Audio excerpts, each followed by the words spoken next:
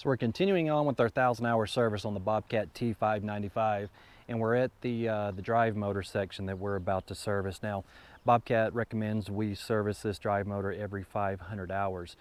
Now we're specifically looking at the T595, so this oil we have here, this is Bobcat 727-0874. And this bottle is 12 ounces, and that's important because this drive motor is going to take full 12 ounces. And Bobcat states even if we overfill it by half an ounce, it could cause damage to the seals inside that drive motor. So we want to make sure that we use the correct oil and the correct volume. So that's why we get this bottle, and Bobcat even sells it with a little tube here that helps us get it into the drive motor. So again, look at your service manual because this procedure that we're about to do is only for the Bobcat T450, T550, T590, and T595.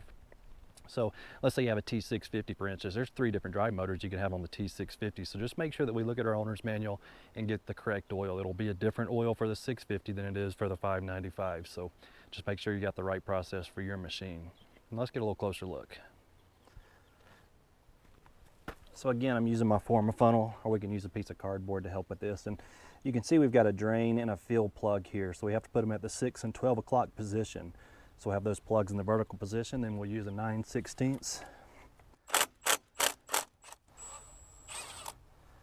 Remove that plug, and then we'll remove the top plug as well. And that'll help that oil drain out just a little better.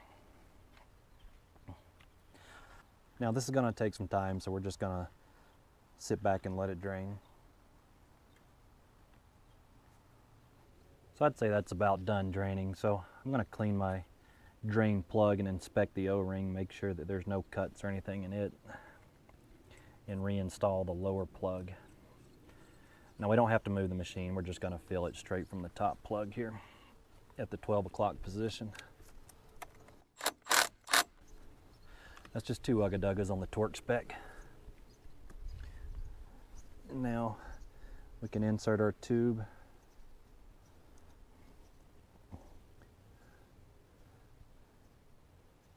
And fill her up.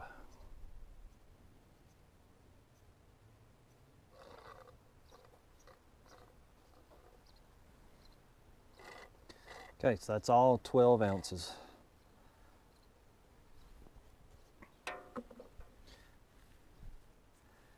Then I'm also going to check the O-ring on the fill plug, make sure it's clean. No dirt, no cuts.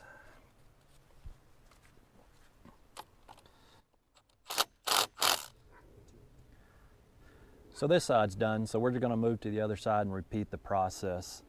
And that's all there is to servicing the drive motor. Remember, you take care of your machine's going to take care of you. I think the drive motors are probably the most overlooked maintenance item on these machines.